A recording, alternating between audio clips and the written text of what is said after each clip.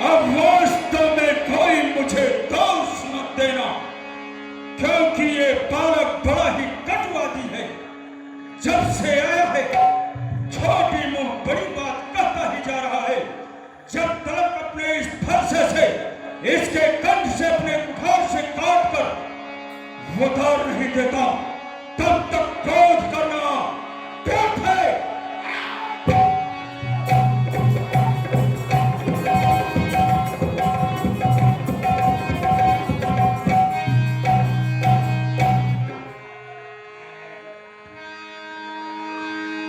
कौशिक कहा चलिए अपराध हो, बाल दोष गुण गलहिन साधो। आप अपने क्रोध को शांत कीजिए। आप बहुत बड़े ऋषि महात्मा मुनि ज्ञानी हैं। ऋषि महात्मा मुनि ज्ञानी को क्रोध नहीं करना चाहिए। यह तो बच्चा है, बालक है। बालक और बच्चा एक बड़े के समान होते हैं। आप क्रोध को अपने शांत कीजिए। मामा कौशिक, ये बालक बच रहा है तो केवल आपके शील और स्वभाव के कारण, अन्यथा मैं थोड़े ही परिश्रम में इसके मस्तक को काट करके यमपुर में इसका मकान बना दिया होता। मामा, ये बच रहा है तो केवल आपके शील और स्वभाव के कारण। इसे शांत करो।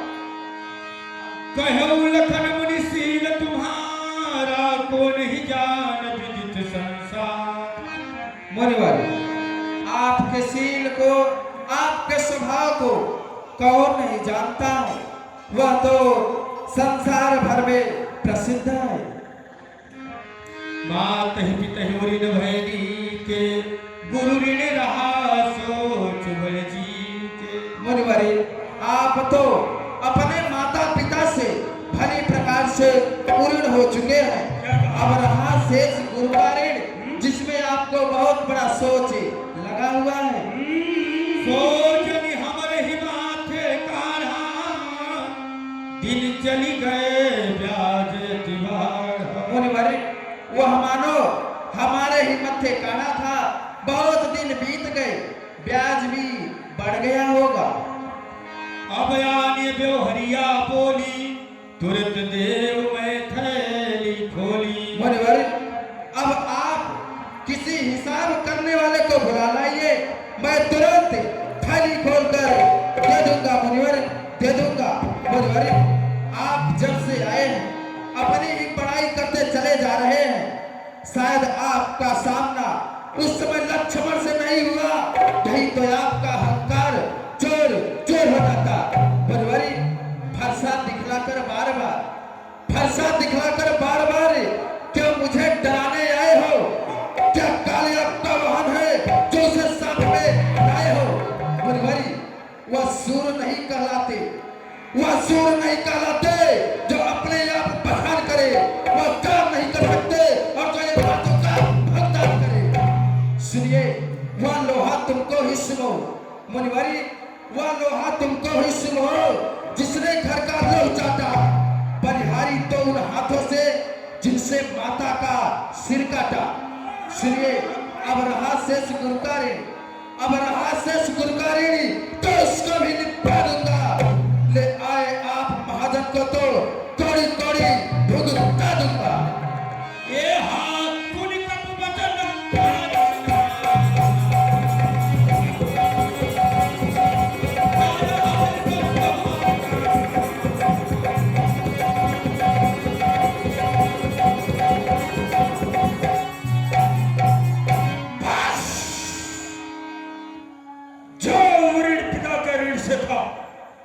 अब वह माता का बन जाता है। बस उसी गुरु के ऋण के खाते ये हाथ एक बार पहुंच जाता है। अच्छा मुबारक मौका है अपने गुरु के ऋण का कर्जा भुगतान करूंगा मैं, और अपने इस कठिन कुठार से काट करके आज इस लक्ष्मण का बलिदान करूंगा।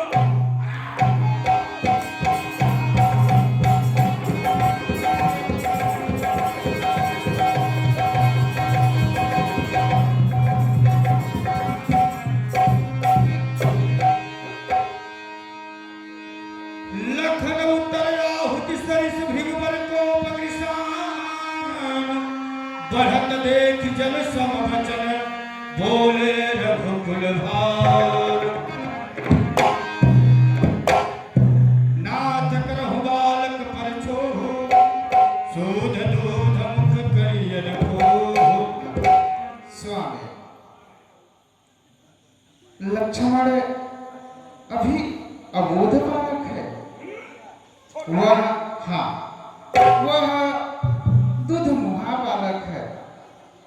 भला आप जैसे गुरु कभी बच्चों पे क्रोध नहीं करते। वैसे भी यदि कोई बालक किसी भी प्रकार की चपलता करता है तो उसको माता पिता और गुरु कभी क्रोध ना करके बल्कि हर एक प्रकार से आनंदित भाव विभोर होते हैं। स्वामी, मैं देख रहा हूं कि लक्ष्मण आपसे बार बार आपके कहे गए वचनों का उत्तर प्रत्युत्तर कर रहा है।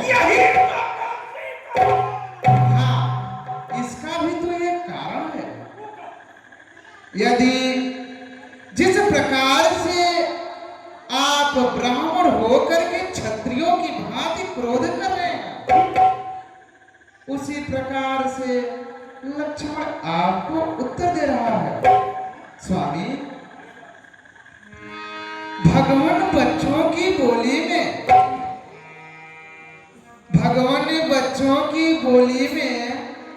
अनुचित या उचित न रहता है। वह तो है गंगा का बहाव, जो कुछ भी आए बहता है।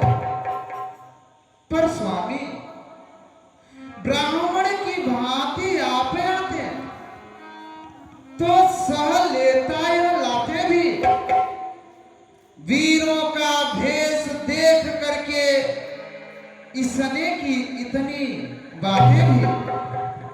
स्वामी, जिस प्रकार से आप क्रोध कर रहे हैं उस प्रकार से लक्ष्मण आपको भी उत्तर दे रहा है।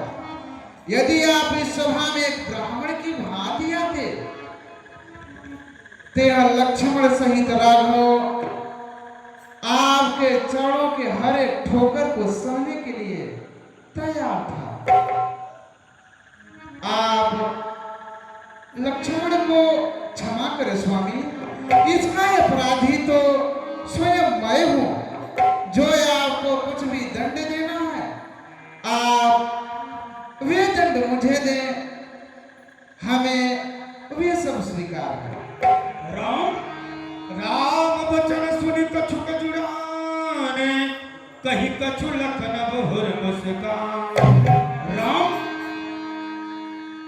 है कुजात यह जन्म का, है कुजात यह जन्म का, ग्रसत प्राण हरिले ऐसे पापी यधम को राम साथ कस ले।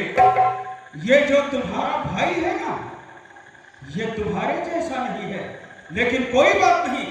तुम्हारे शब्दों को सुन करके हमारे हृदय में शीतलता उत्पन्न हुई, इसलिए आप अपने भाई को भी शांत करा दो और मैं भी शांत होकर के जा रहा हूं।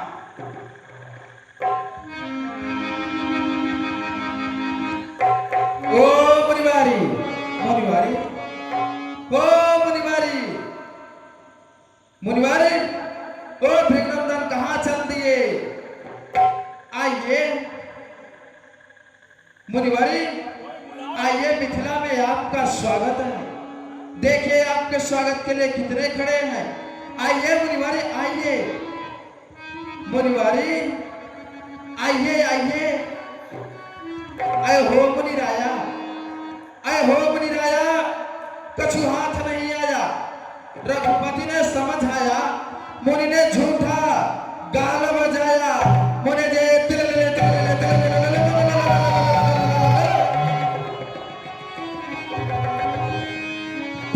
मुनिवारी, पापी पापी कहत है, पापी पापी कहत है, खुद पापी है आप।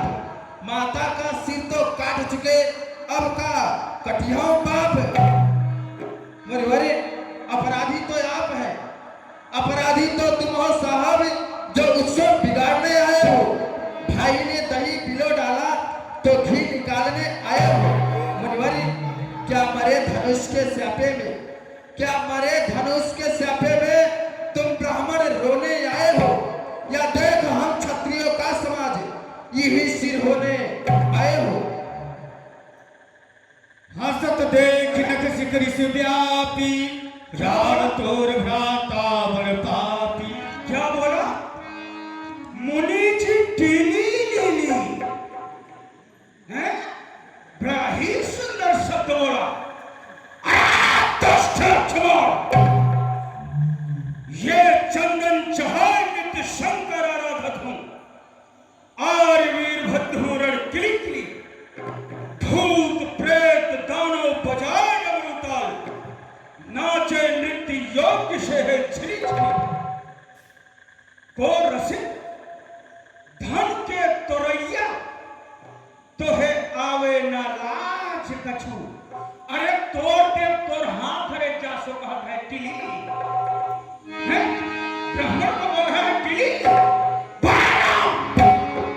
चल गौर शरीर श्याम मन माही, काल कूट मुख पे मुख नाहि।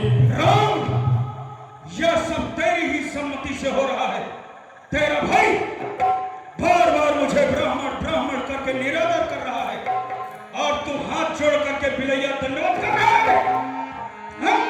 ये देखने को गोरा, परंतु बड़ा ही नीचे उतर रहा है, जैसे सोने के लोटे में जहर मिला करके फेंका है।